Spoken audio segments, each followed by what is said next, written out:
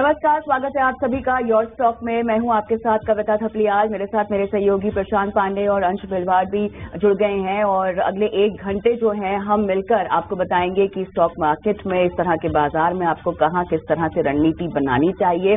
Stock specific का राय भी ले लेते हैं। Ajit Mishra rail gear broking से हमारे साथ इस वक्त जुड़ चुके हैं। अजीत जी, खबर आपने भी सुनी और हिस्सा खरीद को लेकर खासतौर पे एक्सो ग्लोबल में जो है वो ग्रासिम आगे चल रही है। बताइए किस तरह से इस खबर और बाकी अगर स्टॉक की रफ्तार देखें उस हिसाब से किस तरह की रणनीति लेकर चलनी चाहिए ग्रासिम? बिल्कुल, शुक्रिया प्रशांत। देखिए, अगर आप पेंट स्पेस को देखेंगे तो वहां तो देखिए आपको ओवरऑल टेक्सचर नेगेटिव नजर आएगा, बट वहीं पे सीमेंट का जो एक बेसिक मेजर फैक्टर ग्रासिम को अभी भी हेल्प कर रहा है। बावजूद इसके कि सीमेंट काउंटर्स में भी आपको एक अच्छी खासी करेक्शन देखने को मिली है। ग्रासिम पिछले करीब 1.5-2 महीने से आप देखेंगे तो काफी एक टाइट रेंज में बेसिकली ये ट्रेड कर रहा है और मुझे लगता है कि यहाँ पे अभी भी ये बायस कुछ टाइम तक बरकरार ही रहना चाहिए जब तक कि आप 150 के ऊपर होल्ड कर रहे हैं। तो अगर शॉर्ट टर्म का नजरिया है तो मेरे हिसाब से अभी आपको बने रहना चाहिए और फ्रेश बाइंग बट वाला ऐसा कोई स्ट्रॉन्ग ट्रिगर अभी दिख नहीं रहा है और अपसाइड भी मुझे कैप दिख रही है। तो कहीं ना कहीं एक रेंज बाउंड बायस है ग्रासिम में अभी, बट क्योंकि दूसरे सेगमेंट काउंटर्स ज्यादातर अभी प्रेशर में है तो कंपैरेटिवली बेटर पिक्चर है। तो जब भी ये आप 2750 के ऊपर जाते हुए देखेंगे तब एक स्ट्रॉन्ग तेजी या फिर एक मोमेंटम का आना पॉसिबल रहेगा ग्रासिम में। अदरवाइज इसी रेंज बाउंड बायस के साथ ही शायद ये ट्रेड करे। ये है रणनीति आपको यहाँ पर नजर आती हुई ग्रासिम पे अजीत जी की तरफ से। चलिए यहाँ रुकेंगे एक छोटे से ब्रेक के लिए। ब्रेक के उस पार आपके सवालों को शामिल करेंगे से बात करके ही ट्रेड लें। तो चलिए इसी के साथ हमारे अगले दर्शक के साथ भी जुड़ जाते हैं। हमारे साथ मोहम्मद नवाज जी जुड़ चुके हैं। गुड मॉर्निंग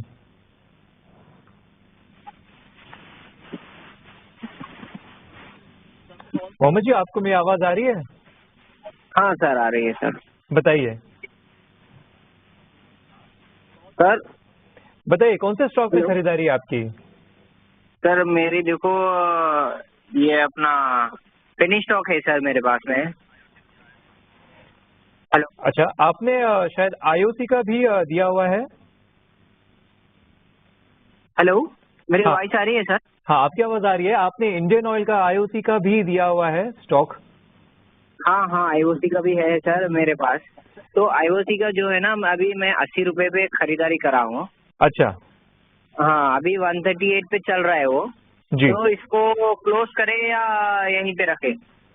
जी, आपकी खरीदारी बहुत पहले की, कुछ 1 साल पहले लिया था आपने ये स्टॉक? हाँ हाँ सर, 1 साल पहले लिया था। ठीक है, काफी अच्छा मुनाफा होता हुआ नजर आ रहा है। आपने क्या देख के लिया था कॉल? कुछ स्टडी किया था आपने या रिकमेंडेशन से? हाँ सर, स्टडी किया था। अगर ये 1 साल में तो अभी आगे जाएगा ही बोल के इसके हिसाब से लिया था सर। पेट्रोल तो अभी लगेगा ना। जी जी, बहुत खूब, बहुत अच्छी स्टडी रही है आपकी। आपको मुनाफा भी काफी अच्छा होता हुआ यहाँ पे नजर आ रहा है। अजीत जी, आपके पास आना चाहेंगे इस सवाल के लिए। आईओसी पर इनकी खरीदारी है, 100 शेयर होल्ड कर रहे हैं करीबन 80 के भाव से। अब 80 से देखें तो करीबन कुछ 70% स्टॉक ऊपर ट्रेड करता हुआ नजर आ रहा है। मुनाफा अच्छा खासा हो रहा है।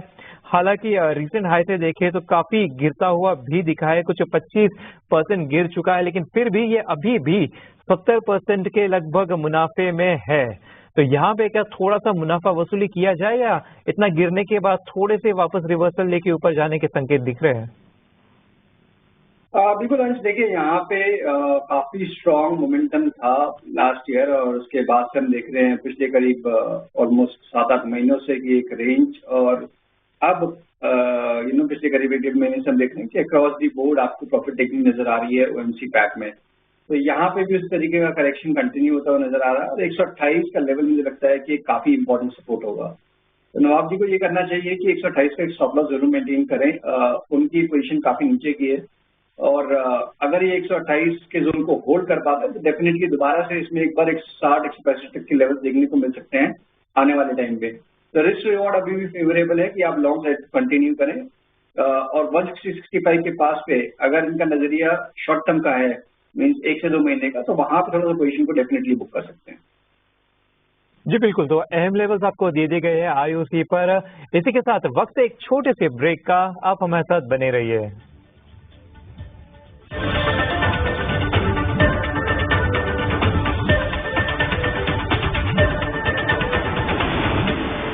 शेयर बाजार की तमाम पेचीदगियां आपको आसान भाषा में समझाई जाएं। और इतना ही नहीं, अगर आप किसी स्टॉक में खरीदारी करना चाहते हैं, निवेश करना चाहते हैं, तो उसको लेकर भी हम आपको इस शो में सलाह देते हैं। और इस शो में आप भी हिस्सा ले सकते हैं। एक QR कोड आपके स्क्रीन पे फ्लैश होगा, उसे स्कैन कर देना है। स्कैन करते ही आप एक व्हाट्सएप नंबर से जुड़ जाएंगे और उस नंबर पर आपको अपने सवाल छोड़ देने हैं। सवाल भले ही आप शुरुआत कर रहे हो शेयर बाजार से जुड़ने की, उससे जुड़ा हुआ हो, या कोई स्टॉक स्पेसिफिक सवाल हो। स्टॉक स्पेसिफिक सवाल अगर आपका है तो अपना स्टॉक का नाम डाल दीजिएगा, किस भाव पे खरीदा है और कब तक इसमें रुकना चाहते हैं, इस तरह की डिटेल्स दे दीजिएगा ताकि हमारे एक्सपर्ट आपको लाइव सलाह दे सके। और आज आपके सवालों के जवाब देने के लिए हमारे साथ वेरी गियर ब्रोकिंग के अजीत मिश्रा जुड़ गए हैं। अजीत, एक बार फिर से आपका स्वागत है शेयर बाजार सबका अधिकार में। और हमारे पहले दर्शक भी हमारे साथ फोन लाइन पर हैं, इनका नाम है सुमेश। सुमेश जी नमस्कार, गुड मॉर्निंग। कहाँ से बोल रहे हैं सर आप? पंजाब, गुरदासपुर से। बताइए सर, किस स्टॉक में खरीदारी कर रखी है और किस भाव पर? सर मेरे पास कैनरा बैंक है 5,120 रुपए रेट पे। ओके, और आपको इसमें कितना समय देना होगा? 6 मंथ। 6 महीने का समय आप देना चाहते हैं। 120 की आपकी बाइंग है, घाटे में भी है फिलहाल ये।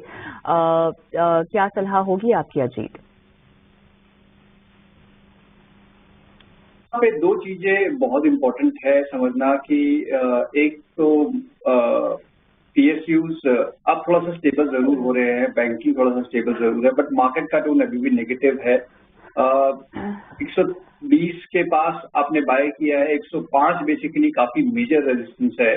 तो जब तक ये क्रॉस नहीं होगा तब तक मान के चलिए कि इसका साइडवेज नेगेटिव बायस बना रहेगा और नीचे पे शायद आपको एक बार 90 तक के लेवल्स के लिए तैयार रहना पड़ेगा।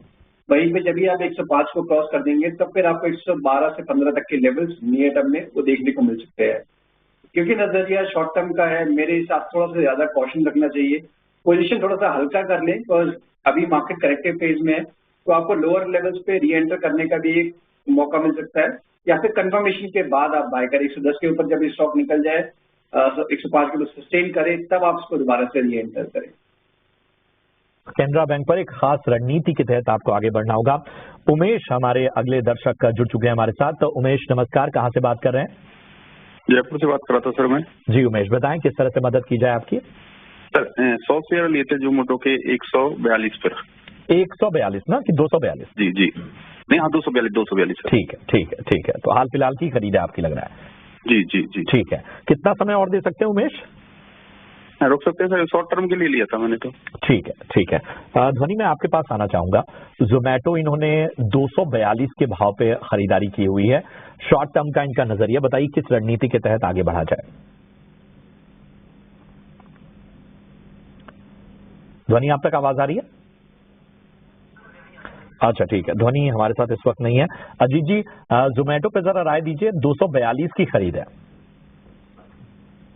बिल्कुल प्रशांत, देखिए यहाँ पे भी एक करेक्टिव टोन है और काफी अच्छी परफॉर्मेंस के बाद बेसिकली एक नॉर्मल रिट्रेसमेंट हम देख रहे हैं, जो कि एक्सटेंड उससे शायद 230 तक जाके एक पॉज इस डिक्लाइन को शायद देखने को मिले, क्योंकि उनकी बाइंग प्राइस के नजदीक ट्रेड कर रहा है। तो अभी तो मेरी रिकमेंडेशन यही होगी कि 230 का स्टॉप लॉस मेंटेन करें, और जब भी 250 के ऊपर आप देखेंगे स्टॉक को क्लोज करते हुए, दोबारा से एक मोमेंटम रीगेन करते हुए आपको स्टॉक नजर आएगा, जो कि 260 से लेकर 270 तक के लेवल्स तक ये स्टॉक को पुश कर सकता है।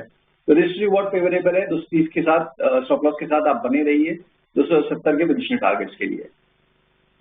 बिल्कुल, तो रिस्क रिवॉर्ड यहाँ पे फेवरेबल नजर आ रहा है। इसी के साथ व्हाट्सएप पर भी हमें काफी सवाल आ रहे, तो वहां से भी सवाल ले लेते हैं। तो ये सवाल दीपक पांडे जी का है ट्रेंड पर। अजीत जी जरा ट्रेंड देखिए, 7,650 रुपीज से इनकी खरीदारी है, कुछ 400 शेयर होल्ड कर रहे हैं। वहां से देखे स्टॉक तो कुछ करीबन 10% नीचे ट्रेड करता हुआ नजर आ रहा है। पिछले कई सेशन से लगातार एक स्ट्रॉन्ग नीचे की तरफ फॉल होता हुआ भी दिख रहा है। चार्ट पे देखे तो एक्चुअली इस स्टॉक का मैं फेवरेट मूविंग एवरेज 50 का रहा है, क्योंकि पिछले साल अगर अक्टूबर से देखे तो मल्टीपल टाइम्स कुछ 5-6 बार जैसे ही 50 पर आया काफी अच्छा बाउंस देता जा रहा था, लेकिन कुछ सेशन पहले ही वो तोड़ चुका है। तो अब नीचे मुझे तो नहीं पता कहाँ यहाँ पे सपोर्ट दिख रहा है। आप बताइए कि नीचे कहीं पे है कुछ अच्छे सपोर्ट के लेवल जहां से कुछ पॉजिटिविटी एक्सपेक्ट किया जा सकता है? साथ ही साथ कोई एक स्टॉप लॉस भी दे दें। बिल्कुल अंश, देखिए काफी लंबे टाइम तक जैसे कि आपने भी शेयर किया, जब एक मूव शुरुआत हुई थी करीब 1400 के पास, तब से लेकर अभी तक काफी बार इसने अपना EMA को टेस्ट किया और उसके बाद बाउंस किया। इस बार इसने उसको पेनिट्रेट कर दिया, तो कहीं ना कहीं शॉर्ट टर्म बायस है वो डेफिनेटली नेगेटिव हो गया है। और एक नॉर्मल बेसिकली उसको आप कहेंगे करेक्शन, कंसिडरिंग जब स्टॉक 1400 से लेकर 8000 तक जाता है तो एक मार्जिनल रिट्रेसमेंट होना फ्रॉम द रिकॉर्ड हाइस, तो वही एक बेसिकली ट्रेंड देखने को मिल रहा है। मेरे हिसाब से आप करीब 6600 के पास जाके शायद थोड़ा बहुत ही पॉज करे, और अगर वो लेवल ब्रेक हुआ तो शायद 6000 तक के लेवल भी पॉसिबल है। तो मेरी रिकमेंडेशन होगी यहाँ पर इसी पोजिशन को हल्की करें। जैसे कि 400 शेयर इनके पास है तो एटलीस्ट में से 200 को एग्जिट करके ये थोड़ा सा अभी करेक्शन का वेट करें, एक साइन ऑफ रिवर्सल का वेट करें। अभी बाउंस के केस में भी 72 से 50 का जोन है, वो एक स्ट्रॉन्ग रेजिस्टेंस एरिया की तरह बनेगा, तो possibility of further correction is high. तो बेटर है कि थोड़ा सा लॉस को बुक कर ले और कैश पे रहें। जब भी आपको स्टॉक करीब एक बार 6500 से 6000 के रेंज में कहीं पे मिलता है, वहां पे आप री एंटर कर सकते हैं। चलिए आगे बढ़ते हैं और अगले दर्शक का सवाल लेते हैं। अतुल पाटिल हमारे साथ फोन लाइन पर हैं। पाटिल साहब नमस्कार, कहाँ से बोल रहे हैं सर? महाराष्ट्र से बोल रहा हूँ, नंदुरबार से। जी सर, धन्यवाद अपना सवाल भेजने के लिए। बताइए ना, किस स्टॉक में खरीदारी कर रखी है? हाँ, मैंने टाटा मोटर्स के 210 शेयर, मेरी बाइंग 930 पे थी मैडम, और हुंडई के थे लगभग 70 शेयर। टाटा मोटर्स की आपकी बाइंग 930 थी? हाँ ओके, टाटा मोटर्स। हाँ, और हुंडई में आपने? हुंडई की 1930। दोनों ही मुझे बताइए, इन स्टॉक में आपका नजरिया क्या है? नहीं, मैं वही आपसे पूछना चाहता हूँ, मैं इसको बाय कर दूँ, मतलब सेलिंग कर दूँ या फिर होल्ड करके रखूँ, क्योंकि दोनों 10-10 पे टाटा मोटर्स का भी लगभग 8% गिर गया है। हाँ बिल्कुल। चलिए यहाँ पर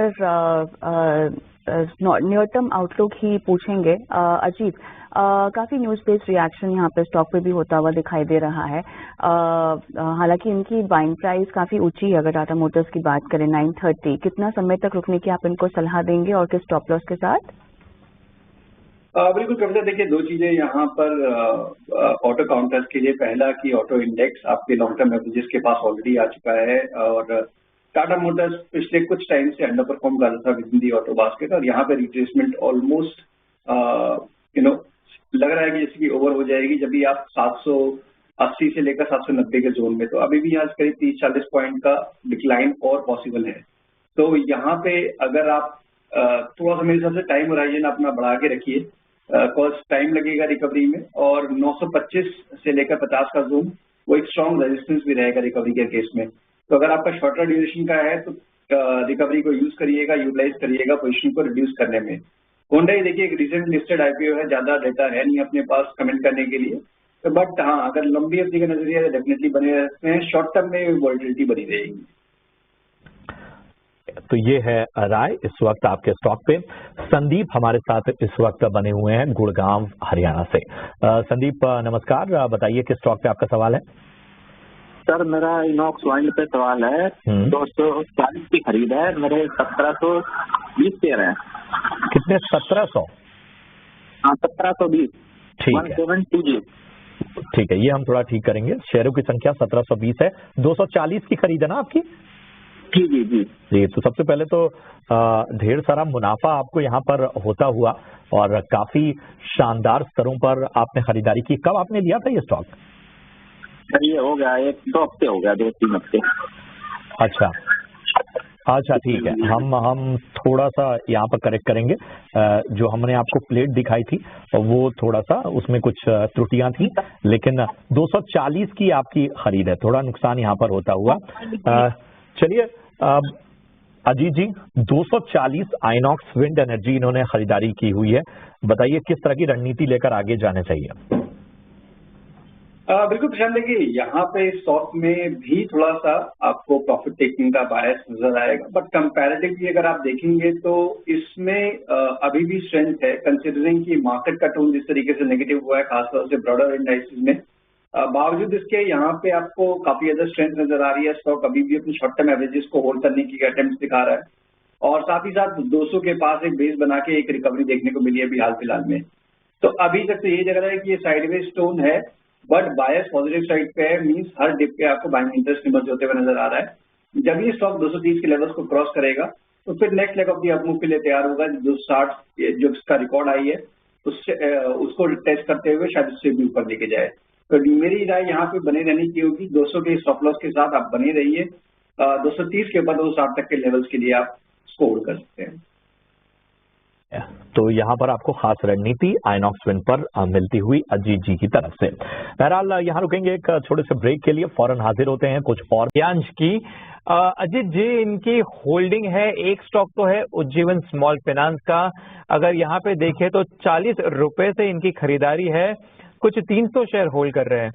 एट प्रेजेंट देखें तो स्टॉक उसके आसपास ही ट्रेड करता हुआ नजर आ रहा है, कुछ 5% ही नीचे आया है वहां से, और काफी कुछ टाइम से हमें दिख रहा है कि ऊपर से नीचे की तरफ ट्रेंड है, लेकिन कुछ समय पहले थोड़ा सा एक पुलबैक आया था, तो ओवरऑल ट्रेंड तो शायद ऊपर की तरफ से नीचे जाता हुआ ही दिख रहा है यहाँ पर।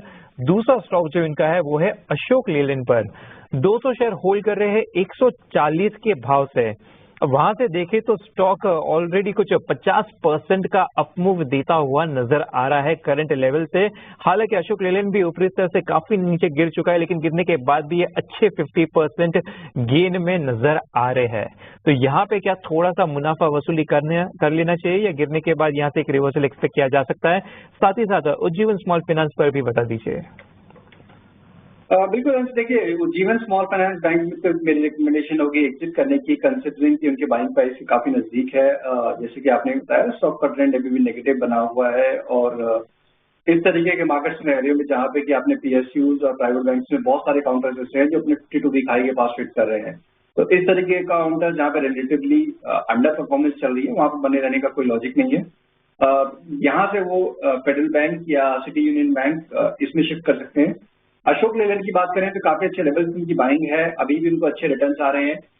करेक्शन डेफिनेटली एक अच्छा करेक्शन ऑलरेडी ये स्टॉक देख चुका है, जैसे हमने बात की कि ऑटो इंडेक्स में अभी लॉन्ग टर्म एवरेजेस रीटेस्ट हुई है, तो यहाँ से पुल बैक की एक रिकवरी की इंडिकेशन अशोक लेलैंड में दिख रहा है, जो कि स्टॉक करीब 220 से 25 तक के लेवल तक पुश कर सकता है। तो यहाँ पे भी बने रहने की रिकमेंडेशन होगी 200 के स्टॉप लॉस के साथ करीब 225 तक के टारगेट्स के लिए। के टारगेट्स के लिए अशोक लेलैंड में आपको रुके रहने की सलाह जीत की तरफ से आ रही है। और हमारे साथ दर्शक फोन लाइन पर जुड़े हुए हैं अभिषेक। नमस्कार Abhishek. Good morning ma'am. Good morning, कहाँ से बोल रहे हो आप? I am calling from Jammu. Okay, बताइए आपने किस स्टॉक में खरीदारी कर रखी है अभिषेक? मैडम रिसेंटली अभी मैंने जेएम फाइनेंशियल में मैंने इन्वेस्टमेंट की है। I am holding 500 shares at the rate of 144। Okay okay, कब तक आपको रुकना है इसमें अभिषेक? Ma'am 1 year. 1 साल का समय देना चाहते हैं? यस। ठीक है अजीत, 1 साल का समय ठीक होगा? बाइंग प्राइस तो इनकी काफी कंफर्टेबल है 144। बिल्कुल कविता, देखिए काफी स्ट्रॉन्ग मूव स्टॉक में देखने को मिला हमें करीब पिछले करीब 2-2.5 महीनों में, और स्टॉक ने अपने रिकॉर्ड हाइज को भी रीटेस्ट किया, वहां से एक रीट्रेसमेंट है। मुझे लगता है कहीं ना कहीं थोड़ा साइडवेज का टोन अब यहाँ पे देखने को मिलेगा, जो कि एक नॉर्मल कंसोलिडेशन करेक्शन के बाद जो देखने को मिलता है। तो यहाँ पे बने रहने की रिकमेंडेशन होगी। अब इस मोमेंटम को या इस ट्रेंड को बरकरार रखने के लिए 115-120 के लेवल्स को इस पर होल्ड करना है। तो क्योंकि इनके लंबी अवधि का नजरिया है, मेरे हिसाब से एक तब भी स्टॉप लॉस जरूर मेंटेन करें 120 का, जब तक कि इसके ऊपर एक क्लोज कर रहा है तब तक बने रहिए। और नेक्स्ट स्विंग में जब ये रिकॉर्ड हाइज को रीटेस्ट करेंगे करीब 170 का, उसके बाद करीब 190-200 तक के लेवल इसमें खुल जाएंगे। तो रिस्क रिवॉर्ड अभी भी फेवरेबल है, लॉन्ग टर्म के हिसाब से बने रहिए 120 के क्लोजिंग स्टॉप लॉस के साथ। ऑलराइट, ये सलाह जेएम फाइनेंशियल पर, और इसी के साथ शो को भी समाप्त करने का समय हो गया है। अजीज, आपका बहुत बहुत धन्यवाद, आपने समय निकाला, लेकिन जाने से पहले अपने डिस्क्लोजर्स देना चाहेंगे? शुक्रिया कविता। यस, देखिए जो भी स्टॉक हमने डिस्कस किया पर्सनली में किसी में मेरी पोजीशन नहीं है, बट हमारे क्लाइंट्स के पास स्टॉक्स हो सकते हैं। शुक्रिया तमाम सवालों के जवाब देने के लिए। और इसी के साथ मुझे प्रशांत और अंश को भी इजाजत दें, और एक ब्रेक लेंगे। ब्रेक के उस पार कमोडिटी बाजार का पूरा हाल मुनाफे की मंडी में। नमस्कार।